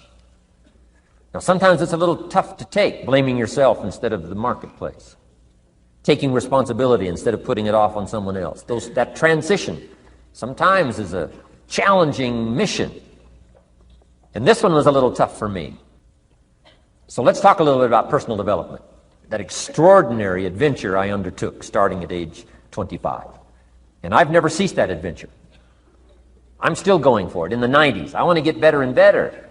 I want my craft to get better, my business operations to get better, the things I do to get better. Because once I picked up this simple formula, I'm telling you, it's easy to figure out where the problem is if you go to work on it. Now, let's talk about personal development. And in helping kids understand personal development, I always start with money. Now, money's not the only place to start. Money certainly isn't the only value, but we've all got to start somewhere, and money's something you can count, right? Kids are interested in money, okay? A lot of things are a little tougher to measure, but economics is pretty easy, right? Because you can count. Okay, somebody says, how are you doing? You say, I don't know. Let's count. Now, this is not the only count. I understand that. There's a lot of other things to count. But to see if there may be some errors in your judgment and lack of disciplines in your life, we might as well start with money, because it's so easy to count. So let's just start there and see whether or not maybe we have messed up. Okay. So here's how I explain it to kids. We get paid for bringing value to the marketplace. Key to understanding economics.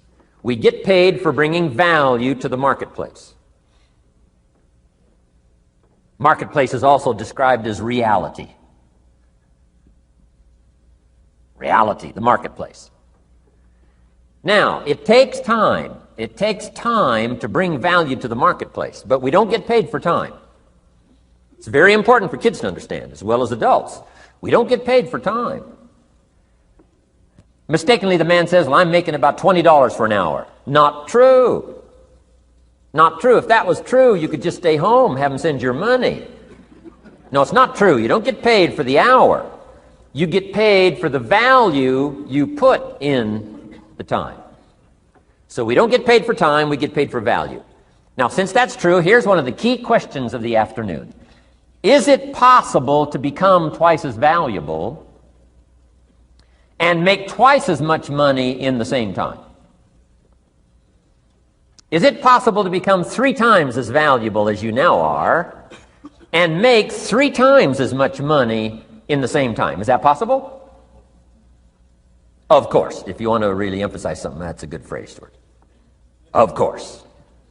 Of course. Okay. Now, all you have to do to earn more money in the same time is simply become more valuable. America's unique. It's a ladder to climb. Starts down here, what, about $4 an hour? Big argument last year in Congress about the starting place. Should be 5, should be 5, should be 5. Well, no, it doesn't need to be 5. Why not start with 4? It's a ladder. Right? This is not a bed. This is a ladder. This is a ladder to climb. Starts at $4. Now somebody says, well, should be 5, should be 5. Well, maybe. If you're going to stay at the bottom for the rest of your life, it probably should be 5. But that's kind of a pitiful way to live. Start and not grow. Start and not change. Start and not become more valuable. Hey, the whole scenario of life is to start, number 1, and what? Become more valuable, number 2. So America's a ladder to climb. Starts at $4 an hour, and the more valuable you become, you just keep moving up the ladder. Top income last year, what, 52 million? Guy that runs Disney? Would a company pay somebody for 1 year's work $52 million? And the answer is, of course. This is one of those of course places. Of course. If you help a company make $1 billion, would they pay you $52 million? The answer is, of course. It's chicken feed. I mean, it's not much money. Now, why that much money? Because he has become so valuable. Now, why would we pay somebody only $4 an hour? They're not very valuable to the marketplace. Now, we got to make that distinction, to the marketplace. Might be a valuable brother, a valuable member of the community, a valuable member of the church, valuable member in the sight of God, to the human family, of course, those kind of values. But to the marketplace, which is called what? Reality.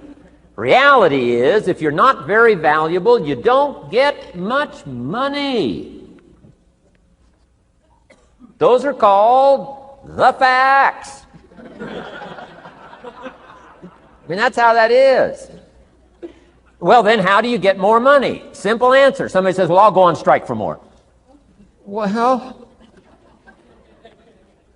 here's a major problem with that. Here's a major problem with that. You can't get rich by demand.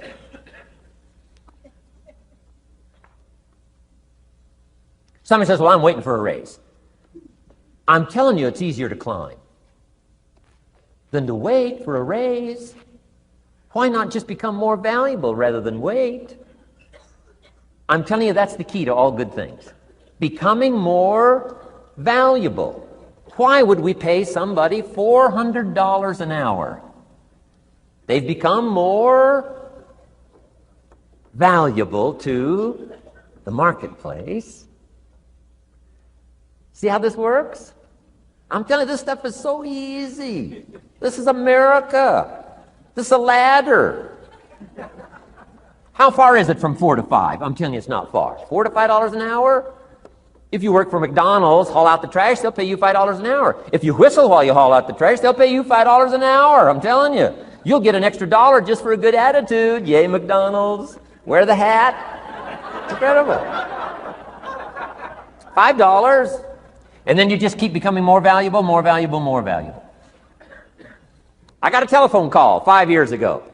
Company said, we're ready to expand internationally. We need some help. I was sort of semi-retired. Right? Looking for the next exotic beach. They said, no, Mr. Rohn, we got a project for you. Right? Going to expand internationally. We could use your help. Next little while, we'll add some millions to your fortune, make it worth your while. I said, okay. I thought later, isn't that interesting that they called me? My second thought was, of course they'd call me. Who else would they call? I mean, I can get the job done. Now, how come I got a telephone call worth millions? I had become valuable. Now, I'm a farm boy from Idaho. I was raised in obscurity. 1 year of college, and I thought I was thoroughly educated. Made all kinds of mistakes galore. At age 25, the creditors are calling me saying, hey, you told us the check was in the mail. I got pennies in my pocket. I got nothing in the bank. I'm behind on my promises. How come I get a telephone call 5 years ago and it's worth millions? I changed. I turned my life around. Is it possible to become worth millions? Speaking economically, now there's a lot of values to become, but let's just talk economics. Is it possible to become that valuable? And the answer is, of course, of course. Now let me give you the secret. Shoaff said, here's the secret, Mr. Rohn. Learn to work harder on yourself than you do on your job. Once I got that, it turned my life around. Learn to work harder on yourself than you do on your job.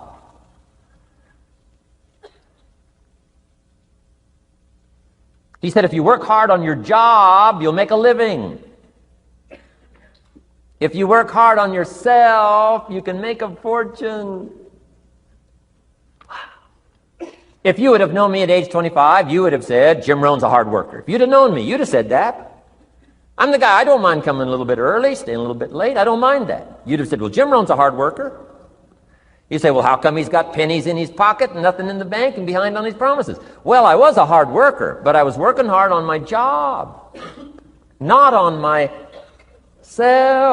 I'm telling you, if you'll learn that simple little principle and start the process today, latest tomorrow, I'll give you tonight to think it over.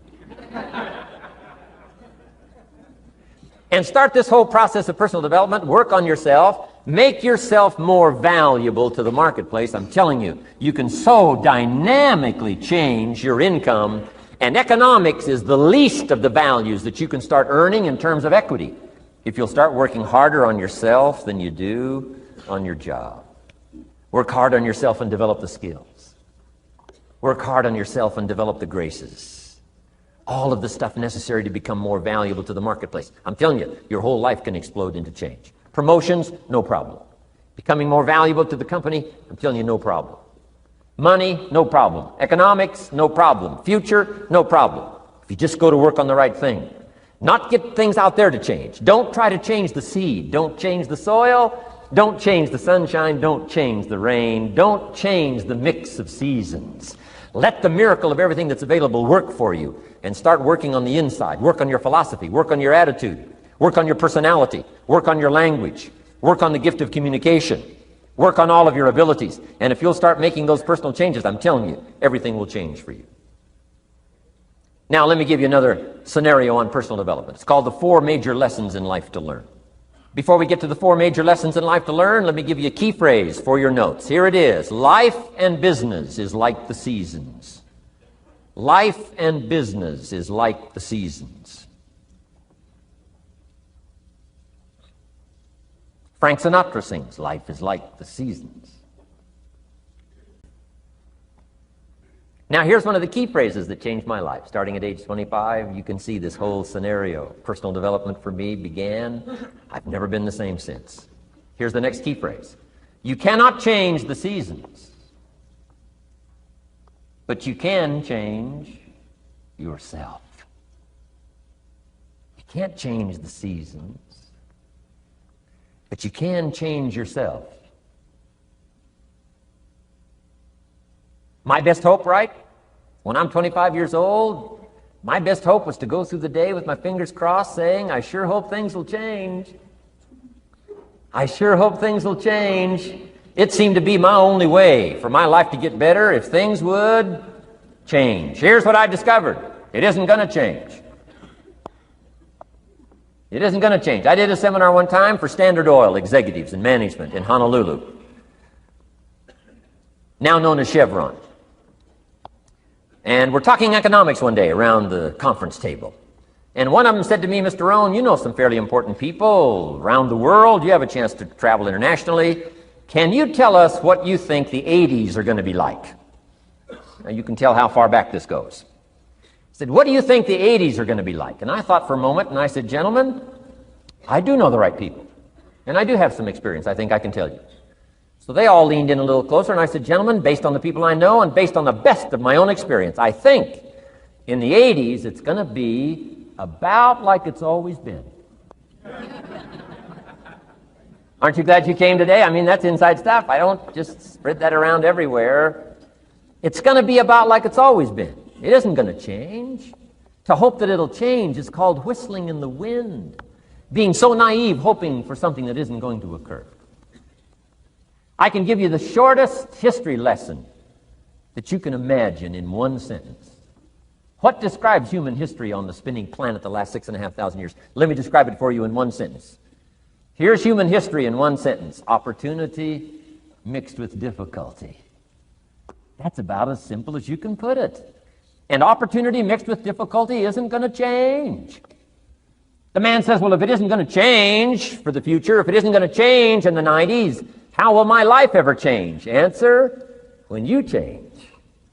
And if you will change, everything will change for you. Your bank account will change, your income will change, your future will change, the ability to acquire your dreams will change. It'll all change if you will change. And now let's go through the scenario of the seasons. Life and business is like the seasons. Let's cover them. Here's number one, major lesson in life to learn. Learn how to handle the winters. You say, well, Mr. Rohn, a lot of this stuff is fairly obvious. That's true. Just need somebody like me just to come along and remind us. This is what this is called today, a reminding session. I got no new truth for you to discover. This is all old stuff. We just need to hear it again. Somebody get on our case a little bit, right? We all need that. Here's number one lesson. Learn how to handle the winters. That's obvious. The winters come right after falls. And pray tell how often? Every year, according to written history, for the last 6,500. To cross your fingers and say, I hope it doesn't come. I'm telling you, we call that naive. Now, there's all kinds of winters. Not just the winter of the season, but there's all kinds of winters. Winter time, the down time, the discouraging time. One writer called it the winter of discontent. The winter when you can't figure it out, the winter when it all goes wrong.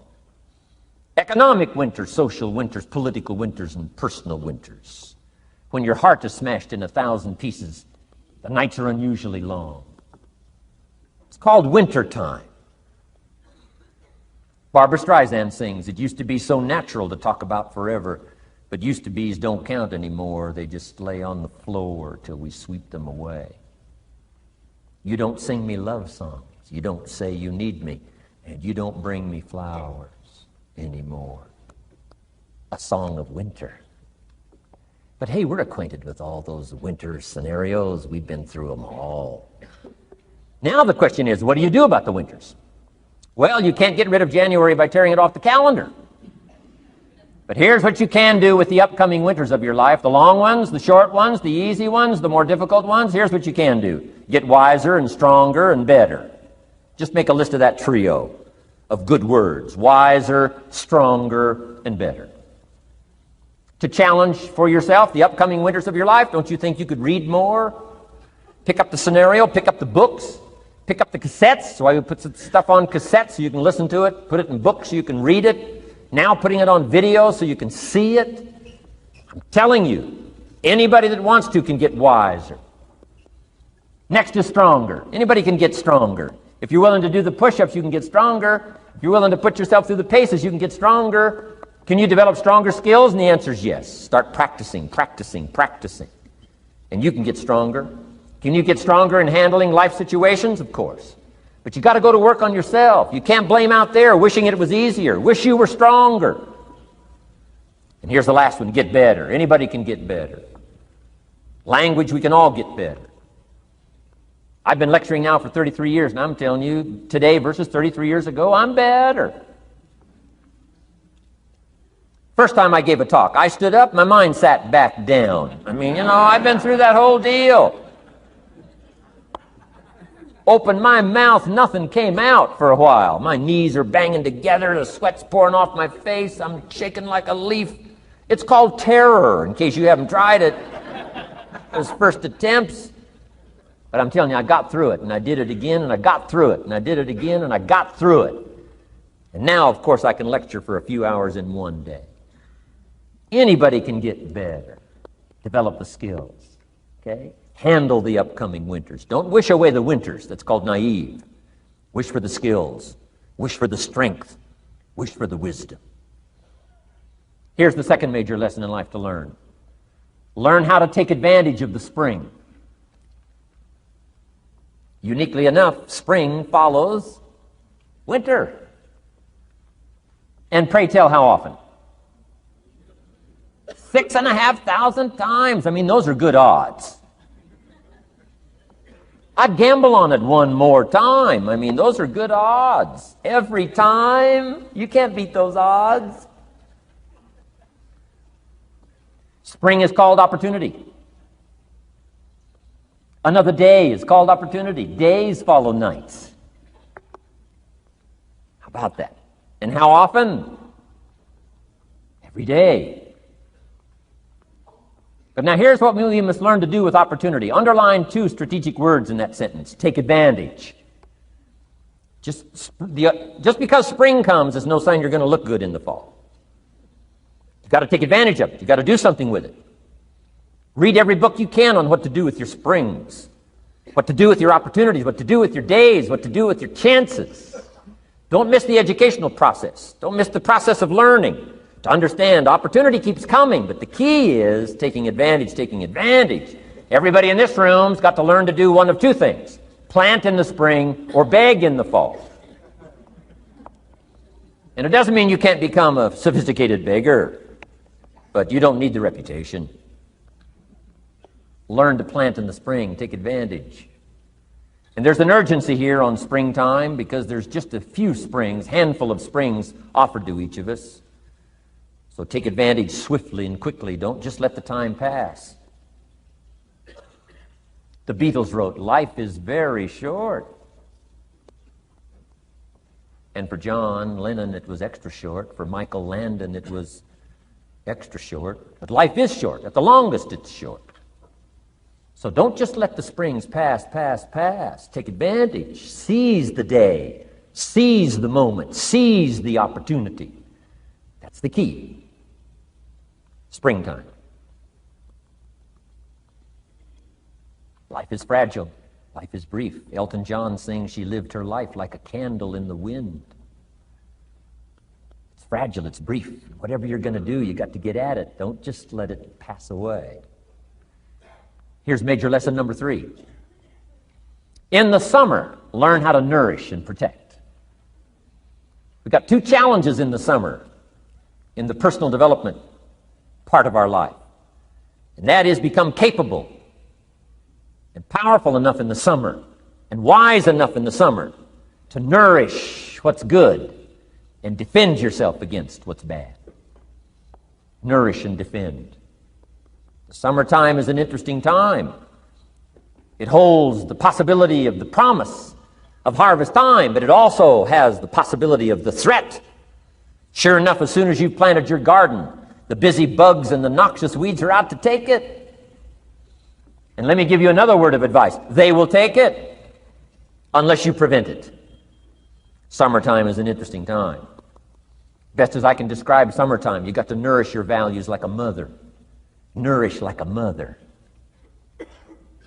Go after the threat to the values you've got like a father. Deal with the weeds. Kill the weeds. Nourish the garden and kill the weeds. That's called summertime. What a challenging time. Give life like a mother. Take life like a father. Summertime.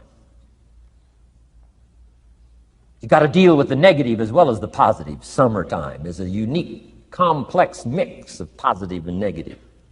Opportunity and threat. What a scenario of life itself. Opportunity and threat to the opportunity. And you got to deal with both. You got to think positive and you got to think negative.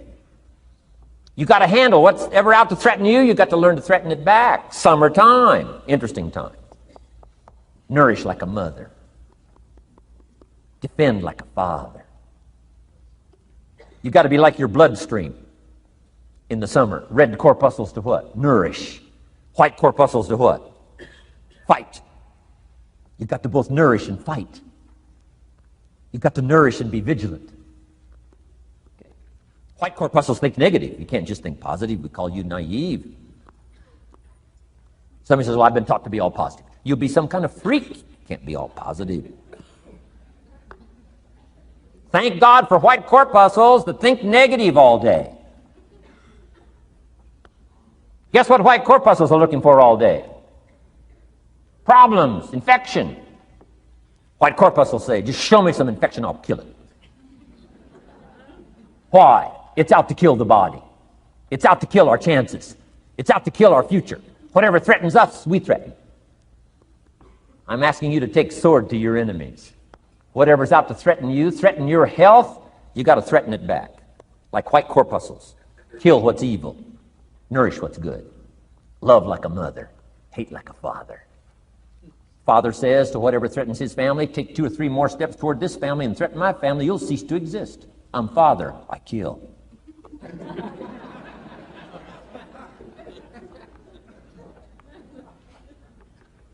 Don't let the weeds take your garden. Wreck your chances for a good harvest. Deal with your enemies in the summer. Called good and evil. The great struggle in life is called good and evil. Tyranny and liberty. Sickness and health. It's the way life is. Tyranny threatens liberty. Takes over Kuwait. Can't have that. If tyranny takes Kuwait, it'll take Saudi Arabia. If it takes Saudi Arabia, it'll take something else. Where are we going to stop tyranny? As soon as possible, lest it take the whole world value. So George Bush draws a line in the sand, consults with his allies, sends 500,000 troops to Saudi Arabia. Finally, Desert Sword, Desert Storm, takes on Saddam Hussein, drives him out of Kuwait. Why? Because it has to be done. The great struggle between liberty and tyranny, the great struggle between evil and good. And you've got to treat your own life the same. Says Saddam Hussein, you can't have Kuwait, can't have Saudi Arabia. Furthermore, we're going to kick you out. Hires Chief White Corpuscle, General Schwarzkopf.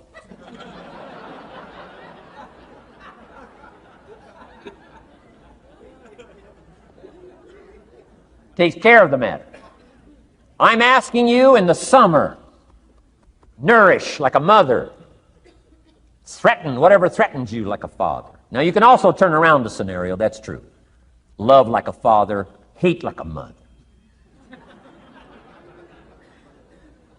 Give life like a father, take life like a mother. You can turn the scenario around. The key is both love and hate. Single parents have got the greatest challenge. Love like a mother, hate like a father. Love like a father, hate like a mother. Nothing more dangerous than an angry mother.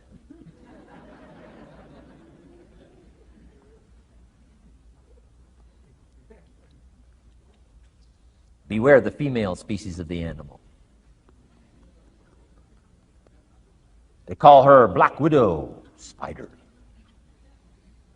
Why? Because when she finishes, there is no male spider.